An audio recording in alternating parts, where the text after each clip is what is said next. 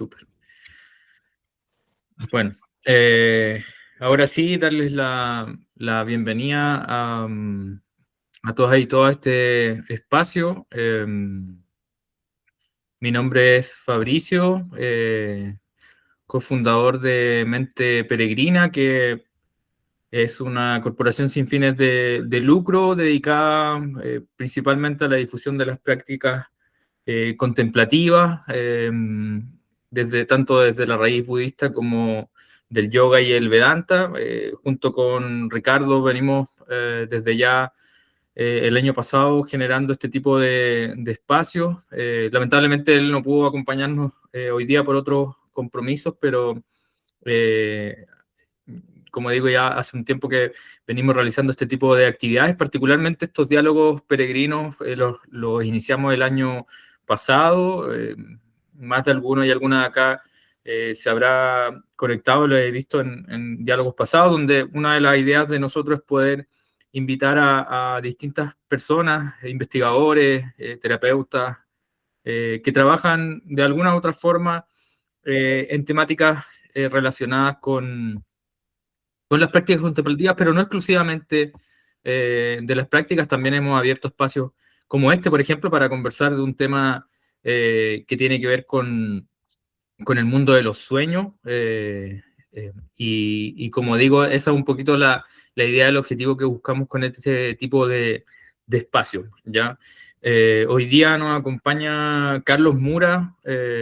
Con Carlos nos conocemos hace un par de años. Y Carlos, bueno, es psicólogo clínico, terapeuta junguiano.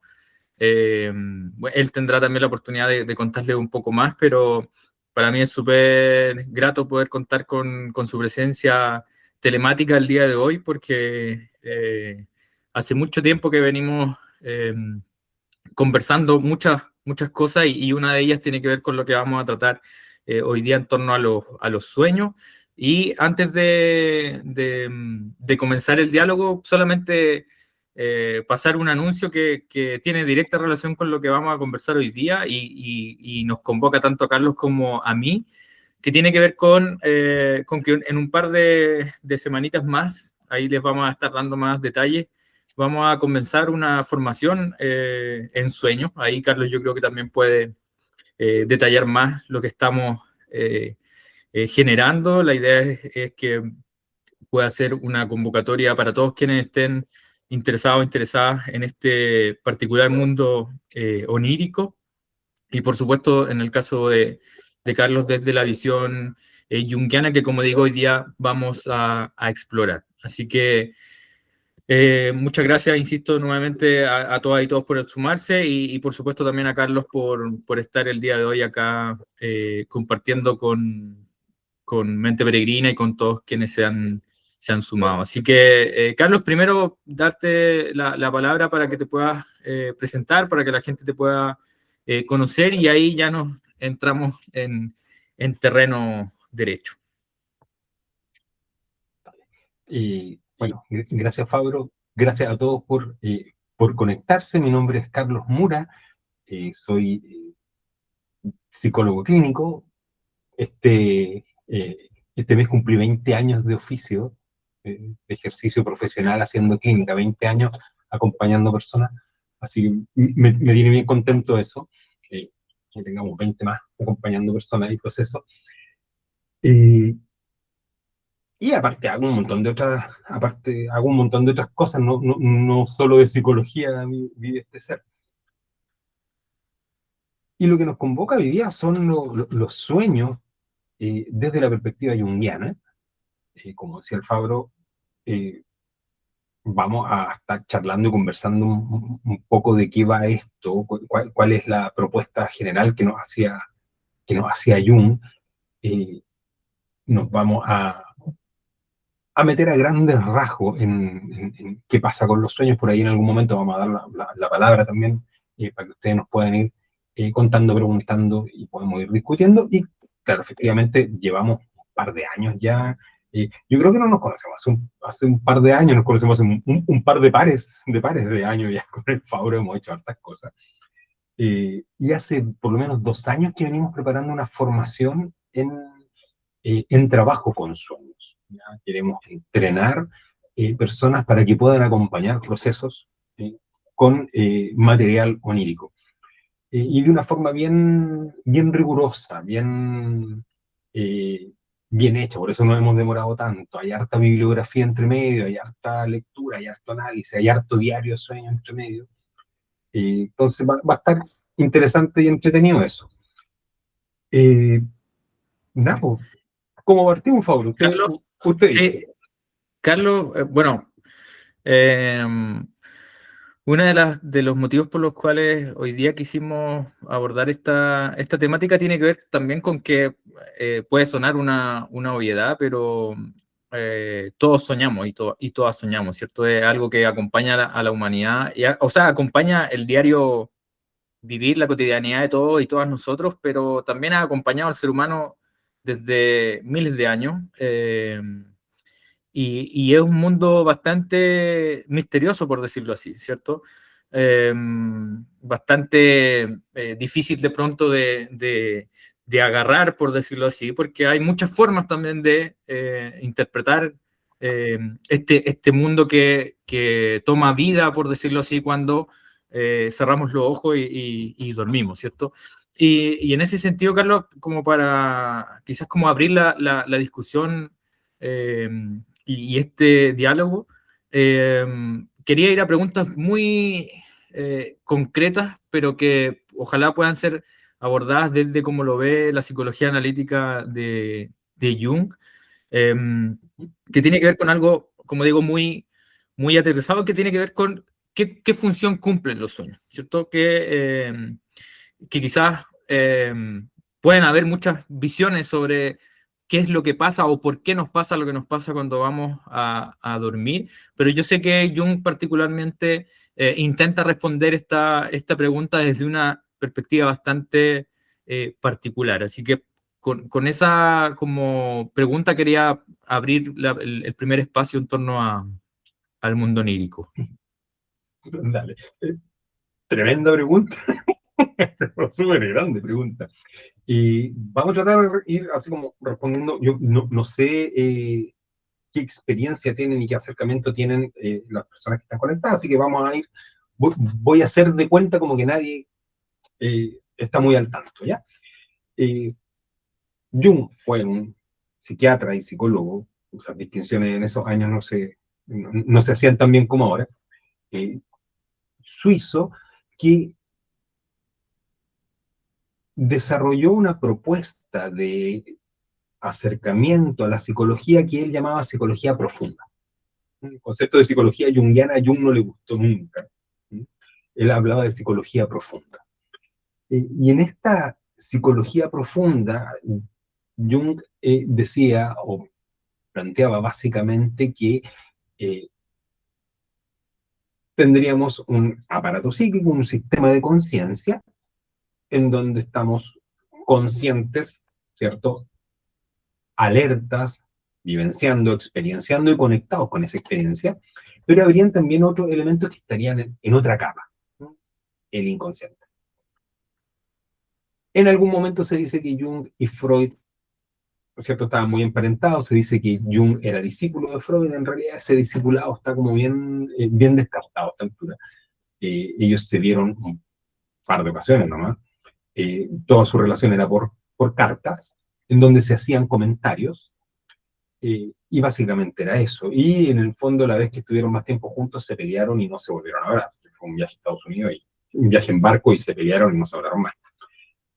Y básicamente, así como yendo a lo niño, Freud planteaba un inconsciente individual y Jung decía que teníamos además un inconsciente colectivo. ¿Mm? Y ese inconsciente colectivo era el receptáculo de alguna manera de eh, el conocimiento de la humanidad. ¿Mm? Tradiciones espirituales, experiencias místicas, experiencias de pueblos originarios caerían de alguna manera dentro de este inconsciente colectivo y estarían accesibles ahí para todos nosotros. Por ahí no estaban de acuerdo, qué sé yo, y es motivo de ruptura. Para Jung, los sueños serían una puerta de entrada a ese mundo. Para Jung sería la función de los sueños, o una de las funciones de los sueños. La función compensatoria sería el poder acceder a ese material onírico. Acceder a ese material del inconsciente colectivo, donde entonces tendríamos un reservorio de sabiduría.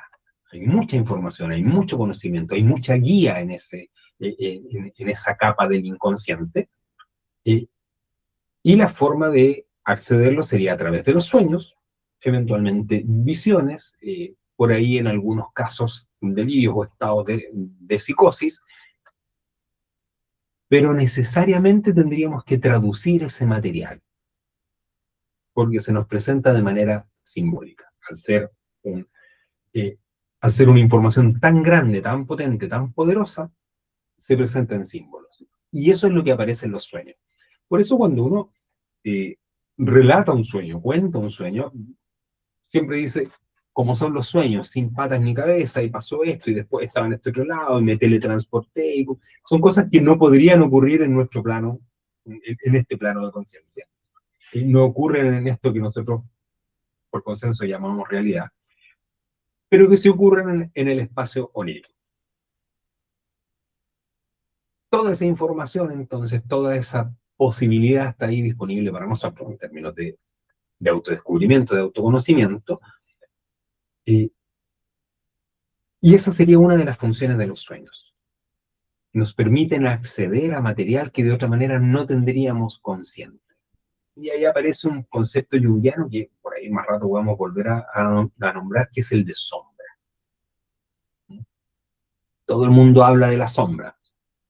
No todo el mundo sabe que es un concepto central dentro de la propuesta de Jung.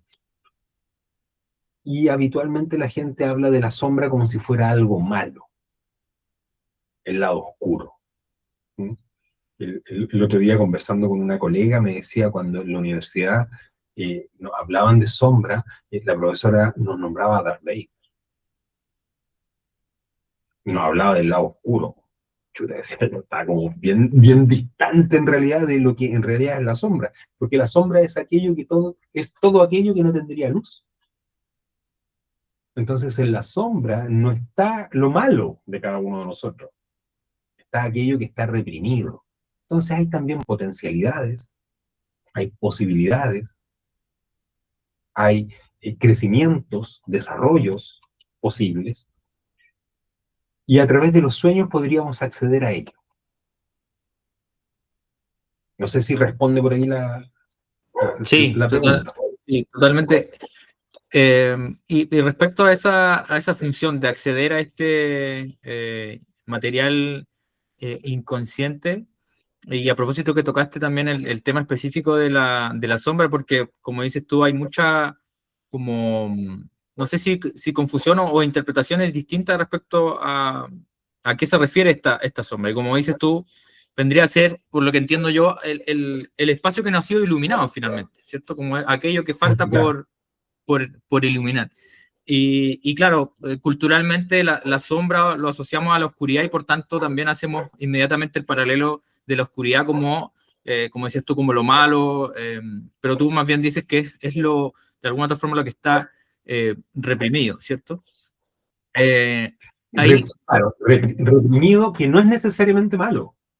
exacto, es que ahí me quería detener, porque efectivamente, como dices tú, cuando hablamos de lo reprimido, desde una visión más como, no sé si freudiana específicamente, siempre hacemos como ese enlace con lo reprimido como los impulsos que de alguna u otra forma nos permiten, o sea, perdón, la represión de los impulsos que nos permiten convivir de mejor manera en sociedad, ¿cierto? Controlar, de alguna u otra forma, controlarnos en lo que podemos y lo que no podemos hacer, pero por lo que veo y por lo que he leído también, Jung no lo ve necesariamente como lo reprimido como sinónimo de algo malo, como dices tú, pero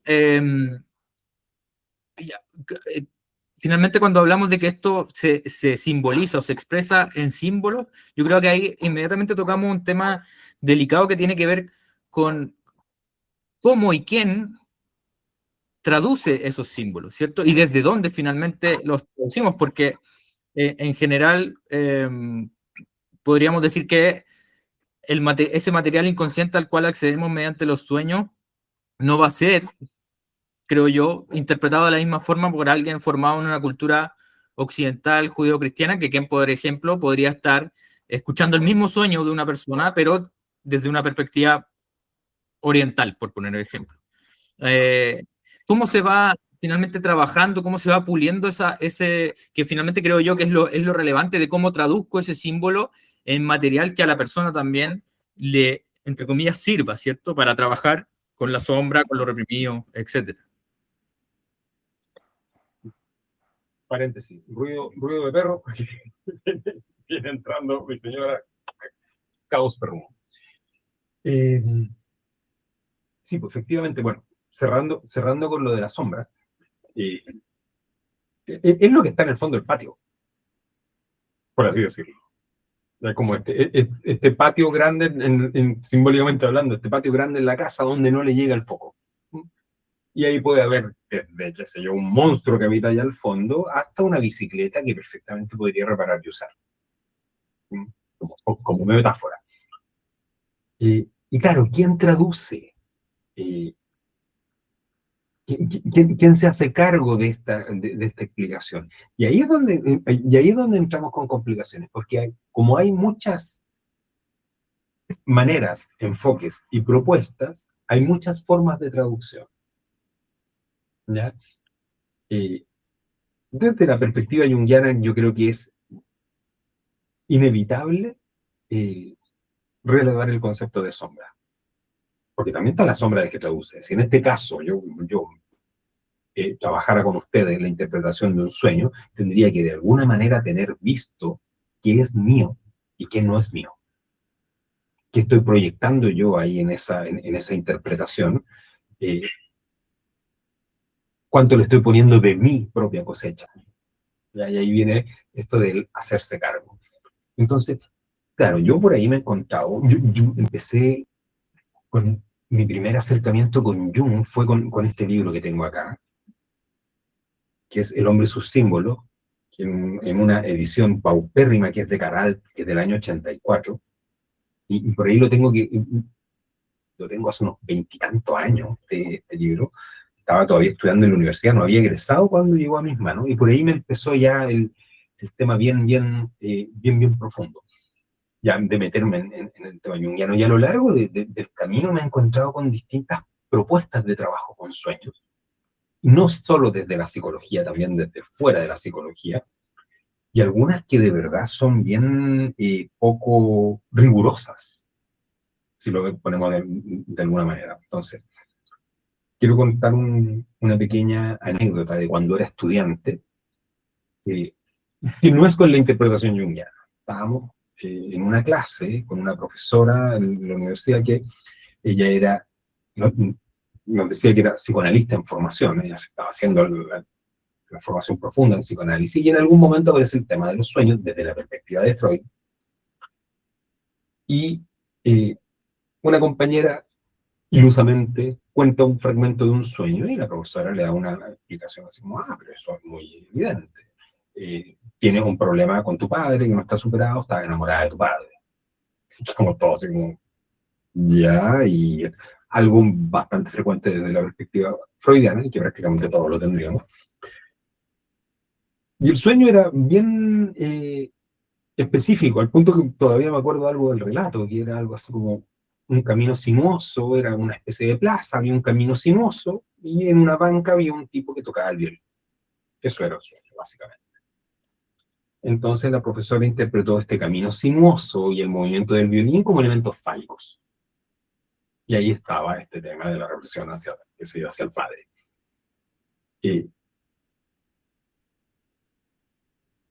¿Por qué cuento esto? Va a depender desde dónde yo me paro, teóricamente hablando, hacia dónde voy a conducir esta interpretación.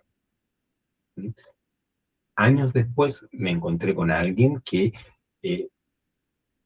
tenía mucha conexión espiritual, decía, y en realidad era un popurrí de libros y creencias y cosas que aparentemente no había digerido bien, y hacía una interpretación simbólica, decía, desde la raíz de los ancestros. Y en realidad era una serie de proyecciones sin patas ni cabeza, donde le decía a la gente lo que creía que querían escuchar. El, este traductor, esta figura del traductor, el intérprete, a mi juicio es re importante que esté bien formado. Si no, no tiene mucho sentido. Ahora, ¿de qué pasa con el autoconocimiento, que es el título de la charla? Sí, uno puede perfectamente eh, trabajar sus propios sueños, pero va a ser un primer nivel. Ya va a ser el nivel en donde yo voy a encontrar información, va a ser el nivel donde yo voy a encontrar eventualmente una guía, va a ser el nivel donde yo voy a encontrar dudas. Y eso es lo interesante. En ese nivel, en el nivel del autoanálisis, por así decirlo, que se lo puedo hacer cualquiera, la idea va a ser quedar con dudas, no con certeza. Si yo al despertar pienso en el sueño que tuve y le doy un par de vueltas y digo, ah, debe ser esto, yo diría darle un par de vueltas más hasta que quede con una pregunta. Porque si no, lo más probable es que estemos cayendo en lo que decía este gallo, no sé si te acordáis de este gallo que tengo el libro por acá, no sé si te acuerdas de cuando leíamos a Wellwood, en Psicología del Despertar, él hablaba de el bypass espiritual, que es un concepto que aplica re bien en estos casos. El concepto de bypass espiritual, de alguna manera resumido, es como cuando yo tomo elementos espirituales para poder afirmar mi propia idea. Y utilizo la espiritualidad como un subterfugio para seguir siendo quien soy. Si yo utilizo los sueños de esa manera, eh, no va a haber ningún autoconocimiento, no va a haber ningún autodesarrollo. Lo que voy a tener es simplemente reafirmar la manera en la que soy. No hay cambio, no hay transformación. El fin o la posibilidad que nos plantean los sueños se pierde. Carlos, ¿Sí? perdona que te interrumpa. Dale, dale, dale. Es que tocaste un tema creo que es interesante porque habla justamente, y hablaste específicamente de la palabra transformación. Eh, y en ese sentido, a propósito también de del mismo título de la charla, como dices tú, del autoconocimiento, eh, podemos, podemos pensar los sueños, o, o desde tu experiencia más bien clínica, ¿sucede que los sueños pueden volverse de alguna forma como puntos de inflexión dentro de la trayectoria vital de las personas? Sí, Eh, claro. no hablo específicamente de un sueño, quizás de un cúmulo de sueños, o quizás también sea la ocasión que sea un solo sueño, pero eh, existe esa posibilidad de que el sueño como material onírico abra un camino de transformación, que abra o sea, o que genere un punto de inflexión en la persona. Sí, claro, por supuesto. Por supuesto. Va a depender, depende de varias cosas. Eh, ¿Qué tan atento, qué tan alerta, qué tan sintonizado conmigo mismo estoy? Primero, hay un concepto en la psicología humanista que es el de conciencia organísmica. No me acuerdo de quién era ese concepto más loco, pero se hablaba de la conciencia organísmica como una conciencia del organismo, más allá de solo cuerpo, más allá de solo pensamiento, sino como el organismo completo. Y desde esa lógica, una persona con mayor conexión estaría más conectada. Para entenderlo, nos vamos al otro extremo. Persona completamente desconectada, eh, come palta, le da acidez, se queja y refiere, cada vez que como palta, me da acidez. Y que come a la 11, palta otra vez y se queja de la acidez. Hay una desconexión ahí eh, que eh, puede parecer una tontería, pero es muy común, la podemos ver, incluso puede que nos pase. En algún nivel nuestras neurosis se activan y se desactivan, aumentan y disminuyen cuando van pasando cosas a nuestro alrededor. Entonces, mientras más conectados, más fácil va a ser escuchar esa llamada, por así decirlo, o escuchar esa invitación, o escuchar ese mensaje. Si yo estoy desconectado, el inconsciente va a mandar el mensaje y yo no lo voy a escuchar. ¿Qué hace el inconsciente? Aumenta el volumen, lo vuelve a mandar, y lo vuelve a mandar, y lo vuelve a mandar. Y cuando ya es algo vital, cuando ya es algo necesario, cuando es algo que es total y absolutamente necesario hacer un cambio, el inconsciente lo manda como una granada. Y ahí es donde muchas veces tenemos los sueños recurrentes o las pesadillas. ¿No? Personas que han sufrido eventos traumáticos, un accidente, no nos vamos a ir a casos extremos, pensemos en un accidente o han presenciado algo muy potente, pero no lo han procesado, no lo han trabajado, no lo han sacado del sistema, por así decirlo, se empieza a manifestar en sueños. En las películas siempre vemos ese tipo, qué sé yo, que viene de la guerra y despierta a medianoche, sudado entero con el sueño ese otra vez. Y en la película lo que nos dicen es que el tipo nunca ha querido hacerse cargo de eso, nunca ha querido conversar de eso, nunca ha querido trabajar eso. Lo que hace el inconsciente es aumentar el volumen. Es como si tuviéramos una sirena. Si la sirena yo no la escucho, el inconsciente le aumenta el volumen. Ahora, conectamos nuevamente con el traductor. Si yo en la desesperación busco a alguien que me acompañe en el trabajo con sueños y esa persona me proyecta sin tener conocimiento sus propios sin embargos, yo no voy a resolver el problema. No se va a acomodar nada. Es como tener simplemente un... Yo siempre digo, el inconsciente es como un viejo muy sabio, una vieja muy sabia, alguien que tiene mucho, pero mucho conocimiento, pero no habla en noruego. Y necesitamos un traductor. Si yo voy donde un traductor y ese traductor habla francés, me va a decir lo que piensa, me va a decir, aunque tenga una excelente intención, aunque tenga un corazón de oro y lo único que quiera es mi bienestar, no me va a ayudar mucho. Y ese viejo sabio, esa vieja sabia va a seguir hablando en noruego y va a empezar a gritar en noruego. Entonces tengo que encontrar de alguna manera a alguien que pueda traducir esos símbolos. ¿Ya? Y yo diría que esa es una de las partes más complejas cuando uno trabaja con un sueño, el símbolo. ¿Ya? Porque no hay que dejarse llevar por el símbolo, como decías tú. Hay símbolos, entre comillas, universales, hay símbolos que son... el espectro es tan amplio y tiene un significado tan potente que todos lo podríamos eventualmente reconocer. Pero, perfectamente ese soñante podría significar lo diferente. Y eso es lo que hay que tener en consideración. Entonces, si uno va a un diccionario de sueño, oh, mire, me encontré este diccionario de sueño que se dio en la cuneta o en tal librería, me costó más caro o más barato, eso da lo mismo. Agarro ese diccionario de sueño y dice, qué sé yo, soñar con árbol, significa que lo más probable es que esté errado. Porque el árbol va a ser un símbolo de esto, de esto, de esto, de esto, en distintas culturas. Ahora hay que ver cómo estaba ese árbol en el sueño. El árbol estaba seco, el árbol era grande, el árbol era pequeño, el árbol se venía encima, el árbol se alejaba, estaba en una colina, estaba bajo tierra, adentro de una cueva. ¿Qué emoción me generaba el árbol? ¿Cómo me sentía yo con el árbol? Yo era el árbol, era parte del árbol, el árbol era distinto de mí. Yo iba a cortar el árbol me venía a cortar a mí. ¿Qué pasa con eso? Entonces, el mismo elemento puede tener un montón de significaciones. Y eso es lo que hay que ir trabajando.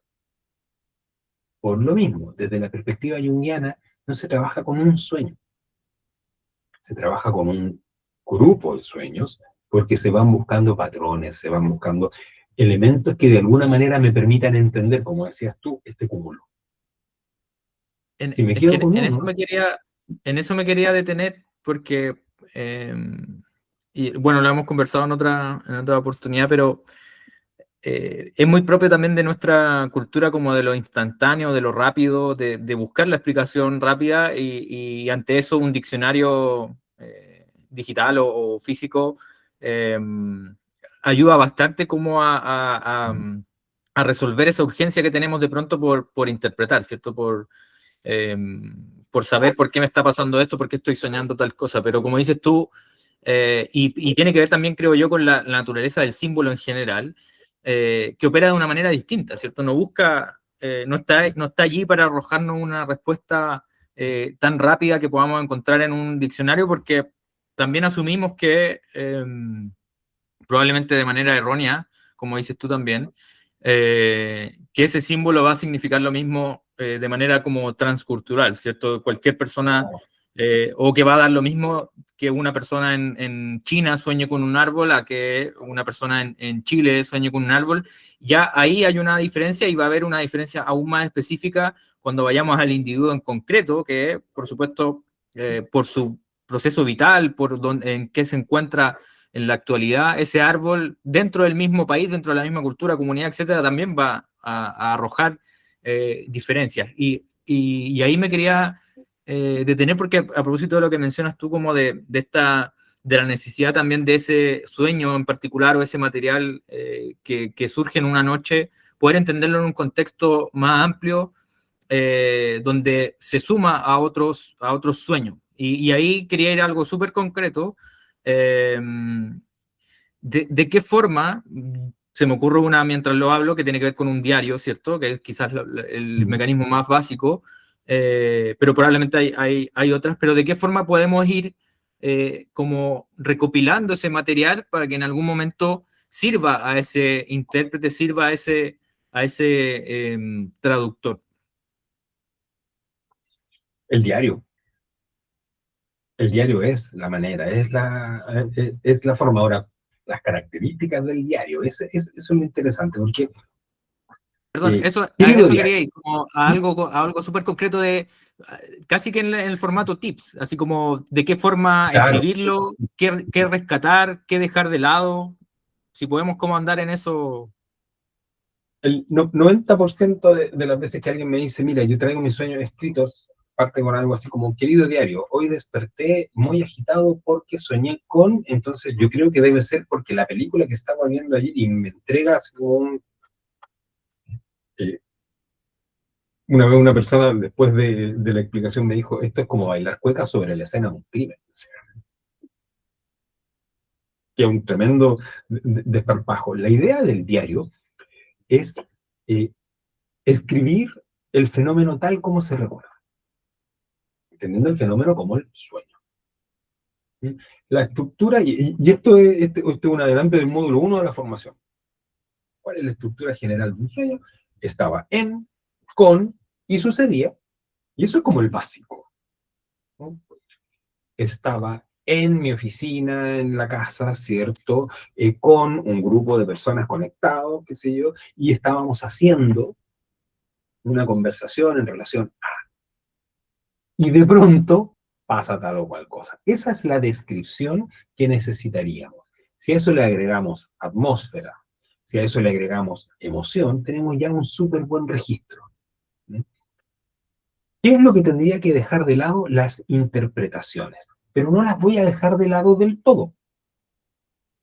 Yo cuando sugiero trabajo de diario, le digo a la gente, en un diario, un cuaderno, no hojas sueltas, no en el teléfono, en un cuaderno de puño y letra, escribiendo, eh, ponga fecha y narra el sueño tal como lo recuerda. Y lo escribe con lápiz, que se llama, supongamos, azul.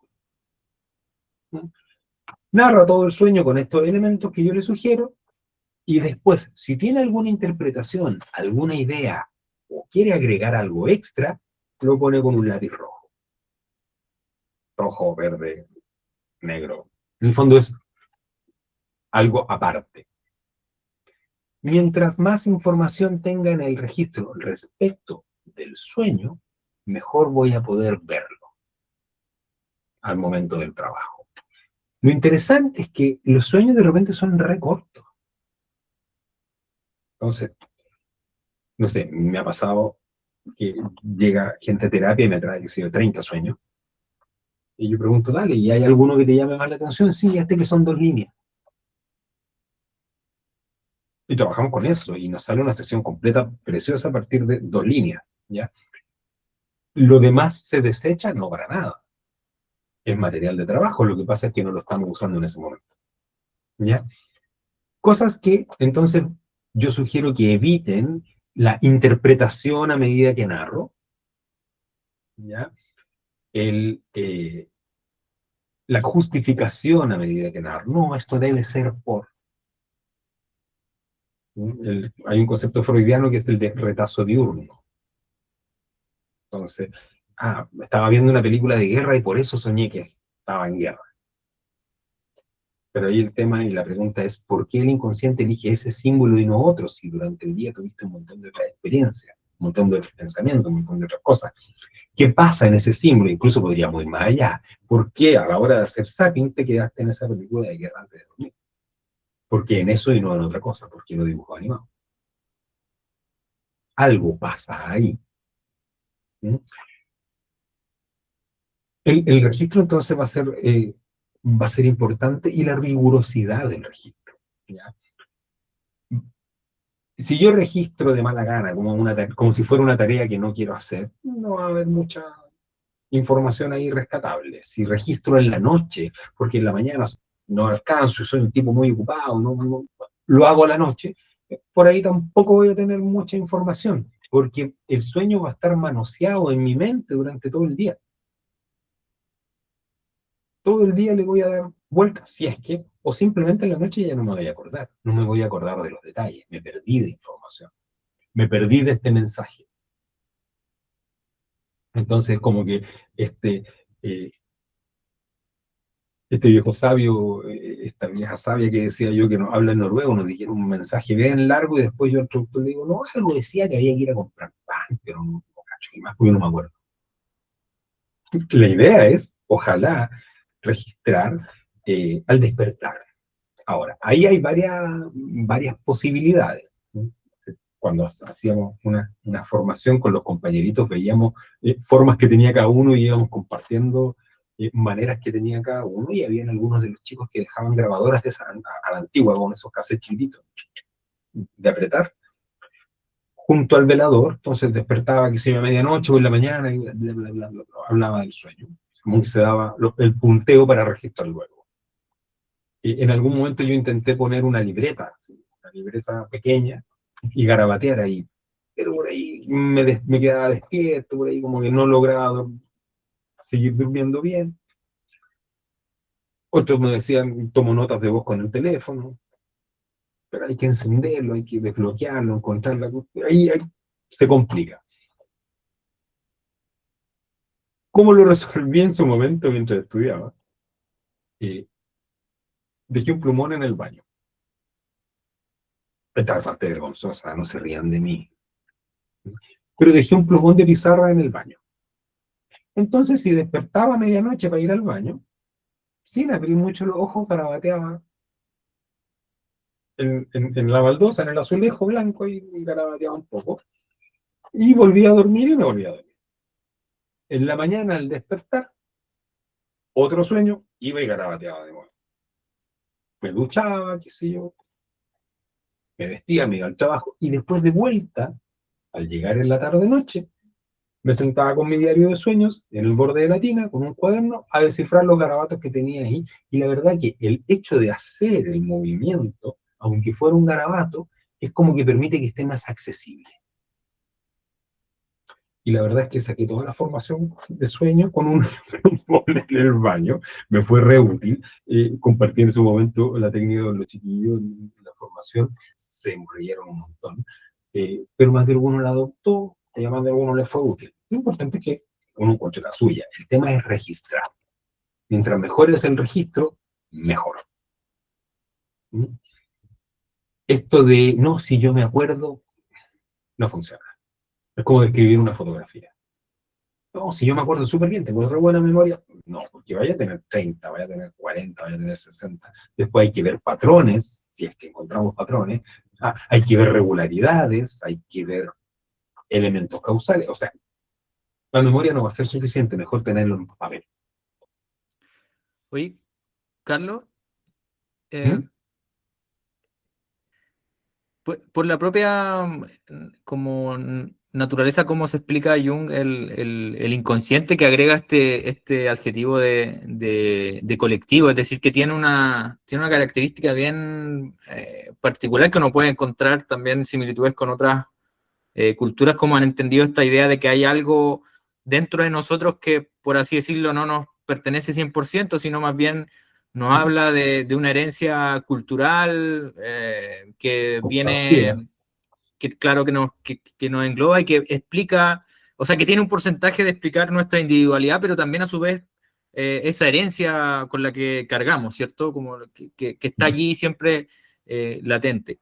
Eh, y en ese sentido, por tu trabajo diario con el tema de los sueños, eh, ¿cómo, o qué sucede, por ejemplo, estoy pensando en este preciso momento en todo lo que está pasando en el mundo, ¿ya?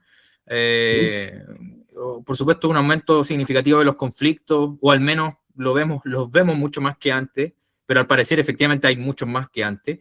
Eh, Hay una sensación generalizada de ansiedad que se suma a esta llamada ahora ecoansiedad por el cambio climático, por todo lo que sabemos que está pasando a nivel mundial, mucha violencia, etcétera. Y en ese sentido, ¿cómo eso se incrusta en el inconsciente colectivo y cómo, o si es posible ver cierta regularidad, por decirlo así, o cierta como símbolos que se empiezan a repetir, ya no desde la individualidad, sino que es porque algo nos está pasando como sociedad? ¿Has visto que se pueda expresar eso? ¿Qué espacio también tiene ese lugar, ¿cierto? O esa característica colectiva dentro de lo que nos está pasando diariamente cuando vamos a soñar, ¿cierto? Si lo has La- podido la- observar, la- en realidad la pregunta que me hago ahí es, ¿qué es lo nuevo? claro, Porque si nos vamos para atrás, Fukuyama en el año 80 y algo, 90 y algo, Francis Fukuyama decretó el fin de la historia. Todo el mundo lo sí, vapuleó, así se llamaba su libro. Todo el mundo lo vapuleó, dijeron que no, es un tipo equivocado. Unos 8 o 9 años después alguien dijo lo mismo y lo aplaudió. Y básicamente, bueno, Eliade, por ahí arriba hay un libro de Mircea Eliade que habla del mito del eterno retorno. La tradición budista nos habla de una circularidad.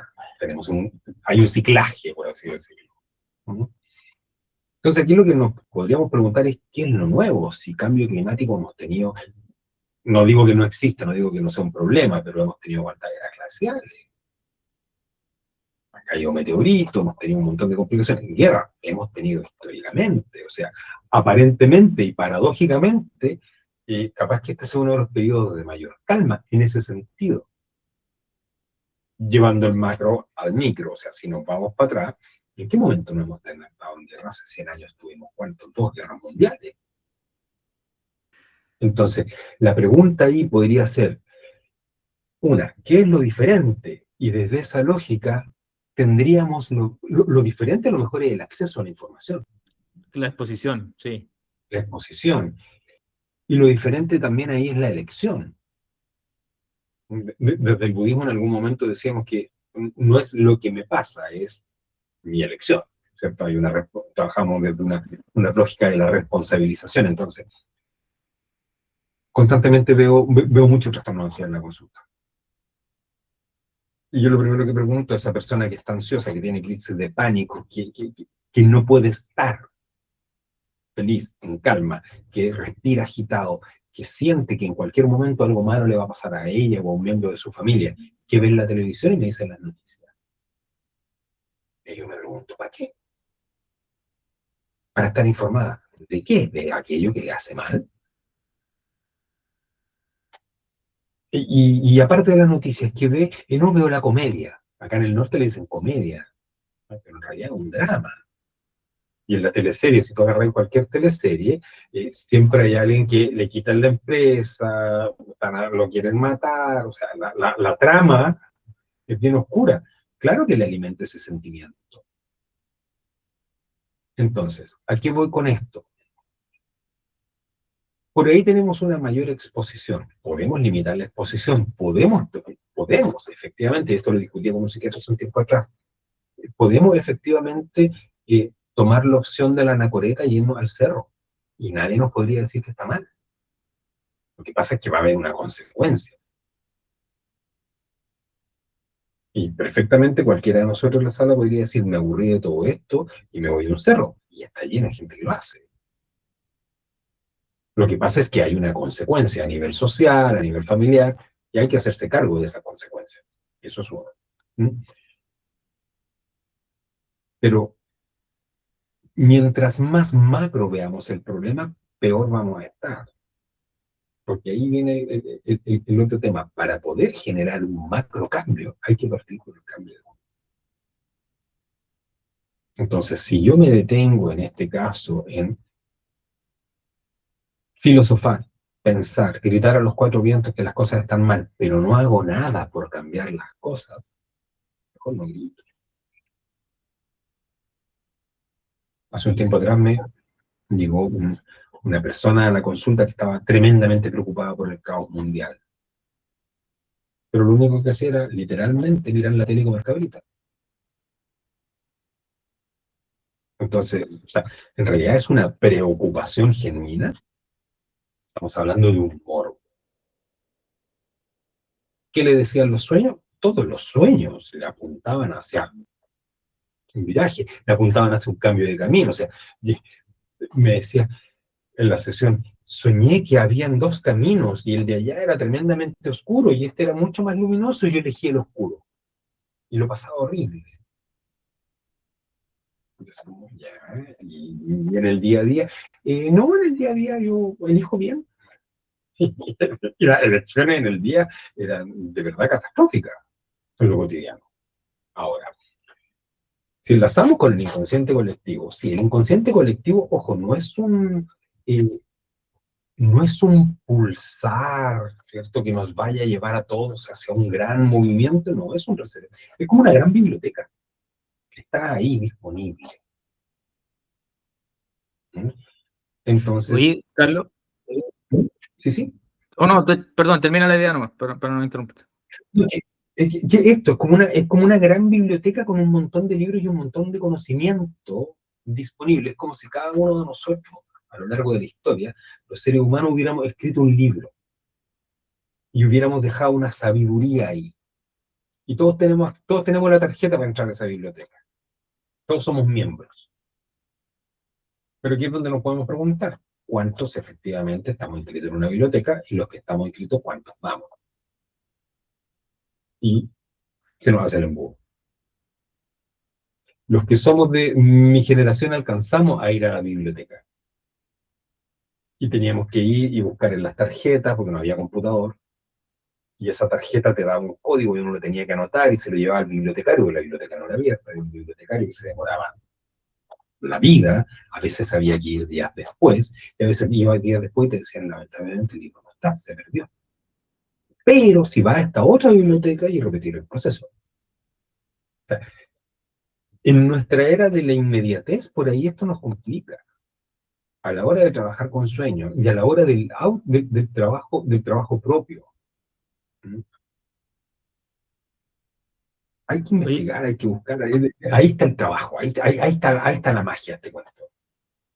¿Mm? Carlos, y bueno, ya estamos cerca de la hora de diálogo para también poder darle la palabra a quien quiera hacer alguna consulta, comentario, pero no quería terminar este espacio sin preguntarte sobre como un área, podríamos decir, de los sueños que yo sé que de alguna u otra forma Jung lo mencionó, pero nunca lo exploró hasta donde yo sé.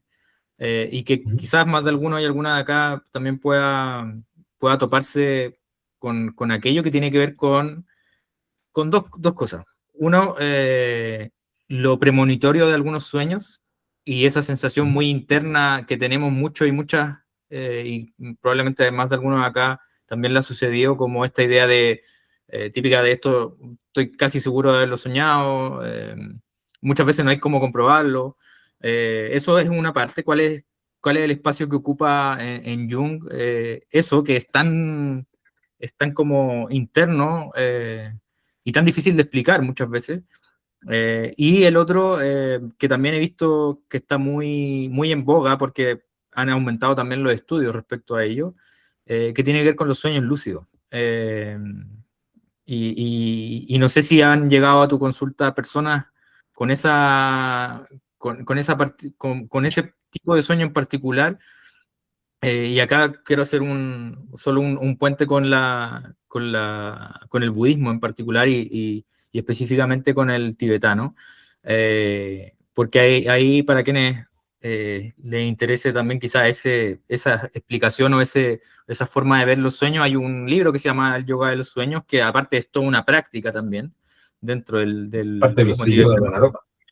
Claro, y hay una de las cosas en las cuales se habla bastante es lo que hoy día estamos entendiendo como sueño lúcido, esta posibilidad de despertar y finalmente entender que el sueño, eh, insisto, desde esta perspectiva al menos, ofrece una oportunidad para conocer, entre otras cosas, la naturaleza misma de la conciencia, ¿cierto?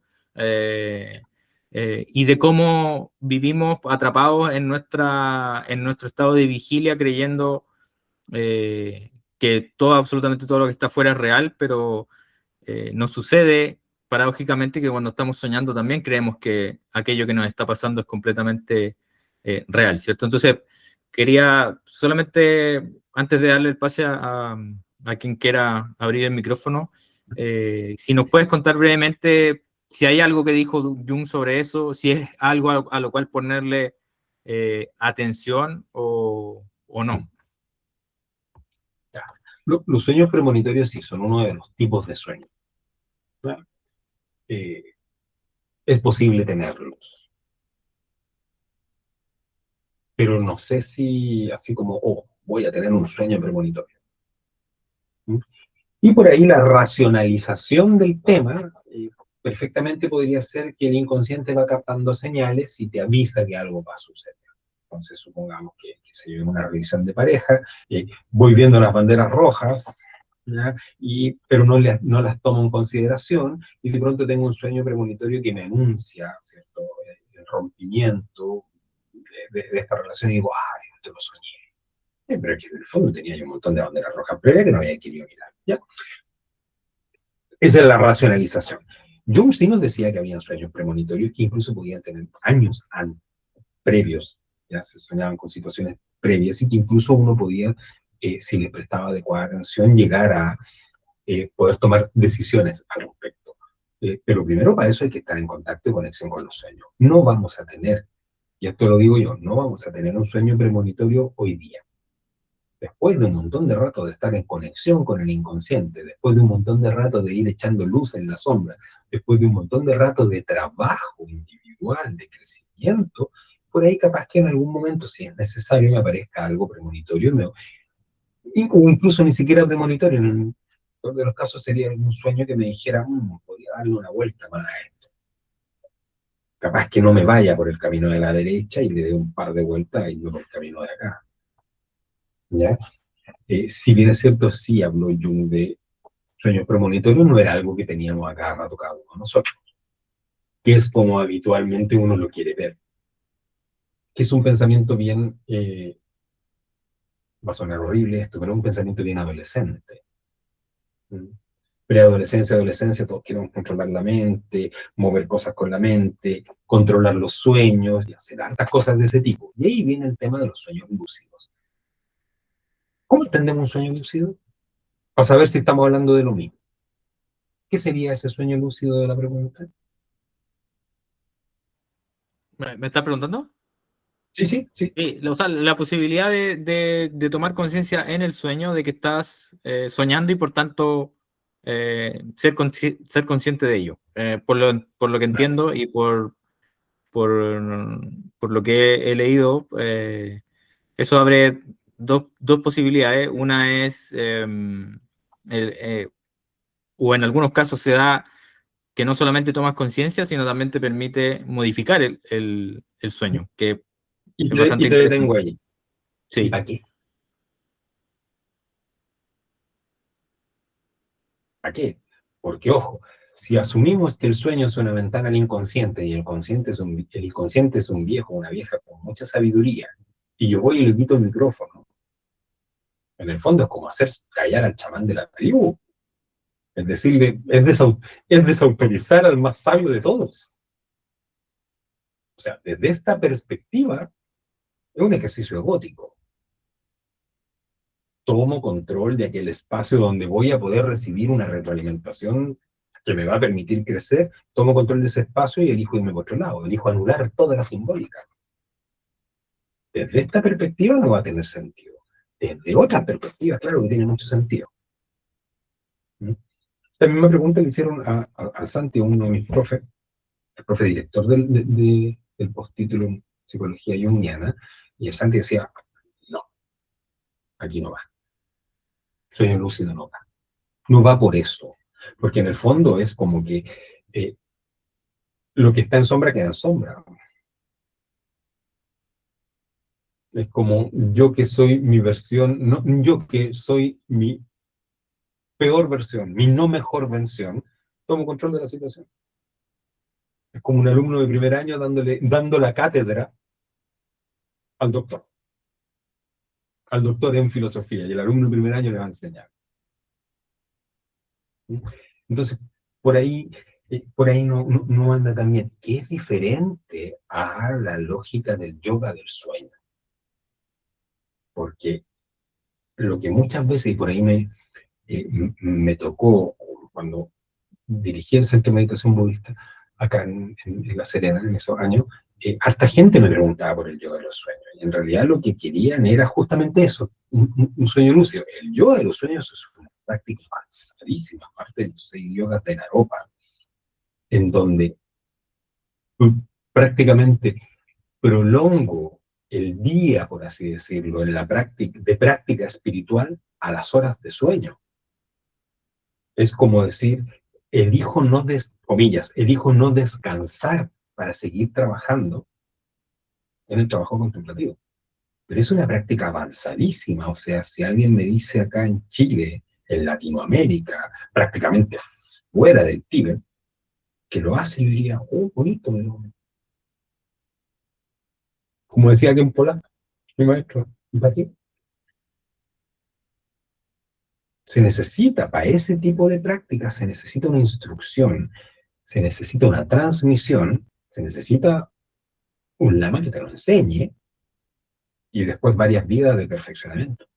Estamos en otra liga, otro cuento. Y yo cuando digo este tipo de cosas, la gente se empieza a enojar, a molestar, porque es como que les piso los callos. Yo venía con esta expectativa, no va. Entonces, como decimos acá, soy el pinchaglobo en ese sentido. No sé qué Sí. opinión le merece al No, público no. esto. Sí, yo creo que era importante saber también la visión que podría haber tenido, bueno, la corriente junguiana más que específicamente Jung al respecto. Ya, como estamos justo cumpliendo la hora, quería, bueno, agradecer obviamente este espacio, Carlos.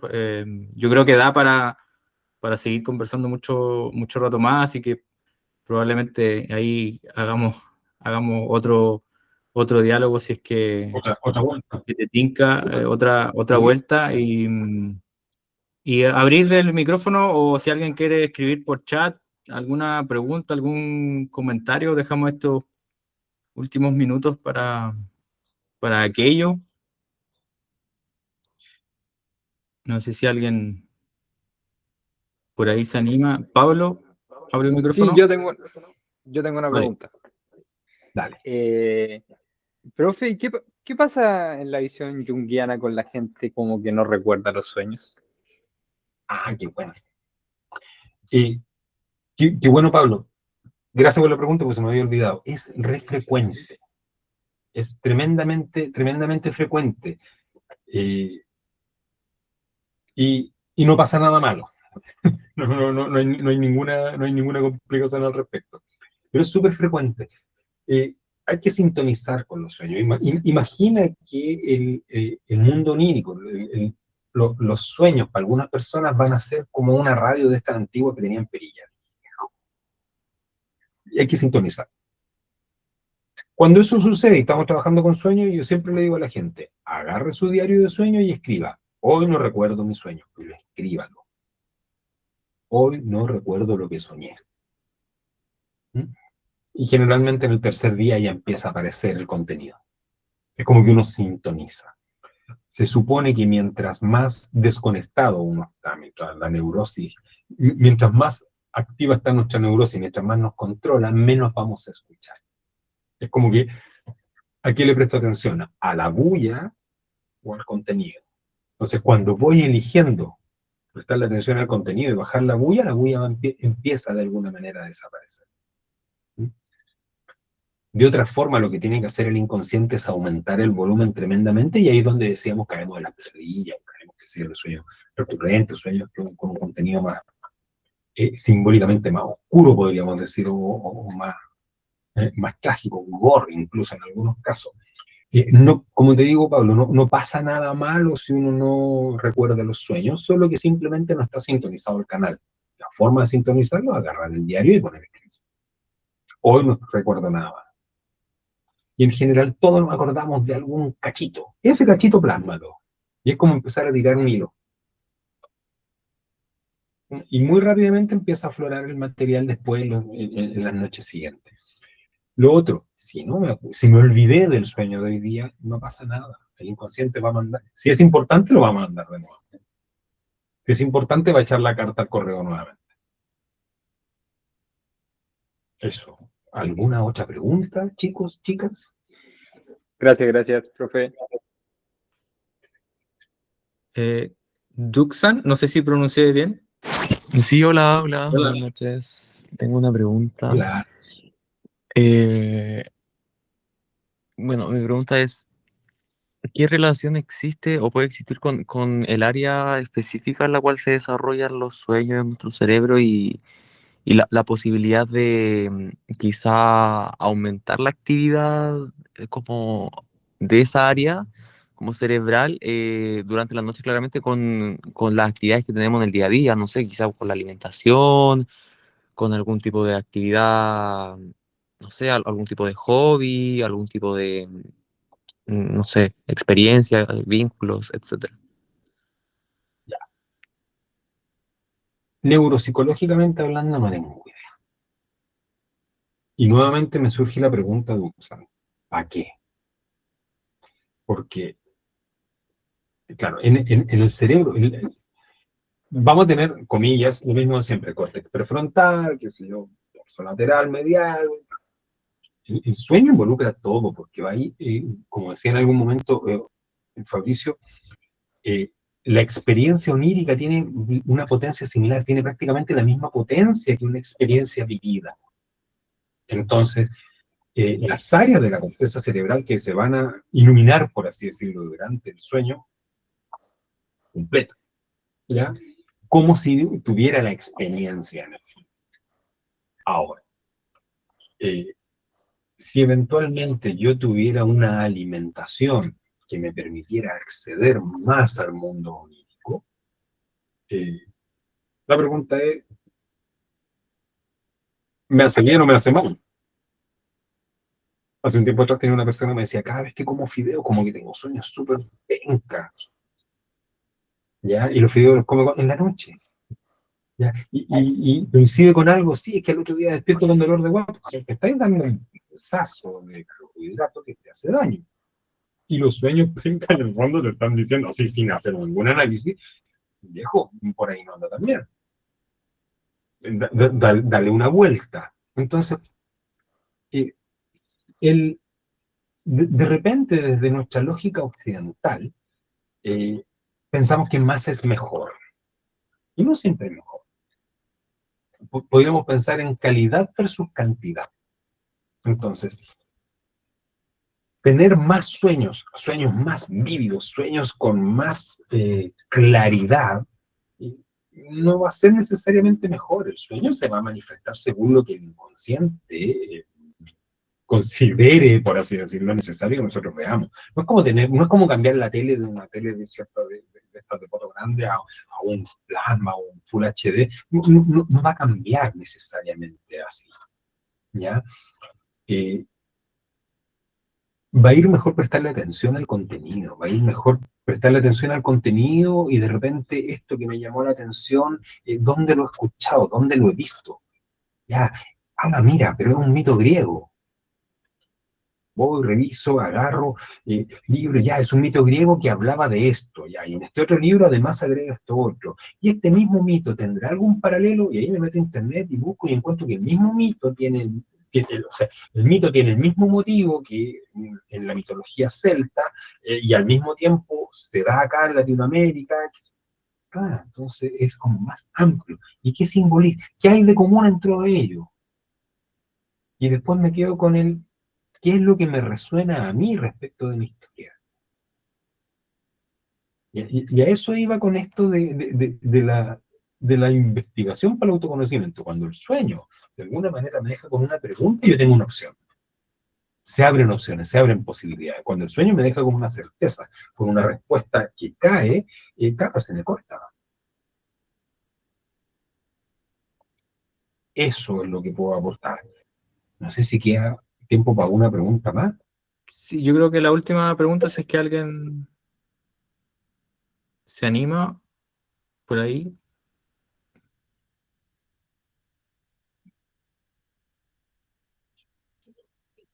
¿no? Parece que no. Mm. Súper. Entonces, para ir cerrando, Carlos, nuevamente agradecer el espacio. Espero que para todas y todos quienes se conectaron haya sido una grata conversa. Ah, Inés, perdón. Inés tiene una pregunta. Inés,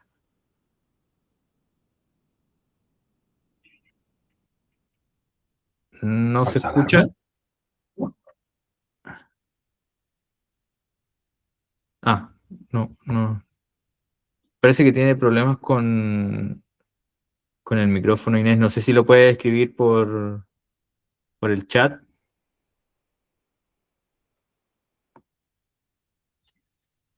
No, no, no, parece que está con problemas de micrófono. Eh, Solamente entonces agradecerte, Carlos, por la oportunidad. Para quienes se conectaron en la mitad del diálogo, recordarles, o sea, comentarles más bien que con Carlos vamos a estar prontamente, y ahí les vamos a estar contando novedades sobre fechas, pero prontamente lanzando una formación en sueños desde Mente Peregrina. Eh, y como digo, ahí les vamos a estar dando más detalles para todos quienes puedan estar interesados o interesadas en esto. Y como les mencioné también al inicio, sí, Carlos, dímelo. Sí, les digo desde ya que en esa formación van a tener que leer algo. Mira, como siempre que hacemos algo en el Fabro hay que leer algo. Aquellos que Así quieran, es. no les va a faltar material, para nada. Sí, así que dejar esa invitación ahí en las redes sociales de Mente Peregrina. Vamos a estar dando más información, y como les decía al inicio, esta grabación también va a quedar disponible en el canal de YouTube de Mente Peregrina. Así que eh, gracias a todas y todos, gracias Carlos, y ahí nos vamos a estar viendo nuevamente. Súper. Gracias por la invitación. Bien, muy Saludos, bien. chicos, chicas, desde La Serena. Nos vemos pronto, Vale. ojalá. Gracias Carlos. Chao. Chao, chao.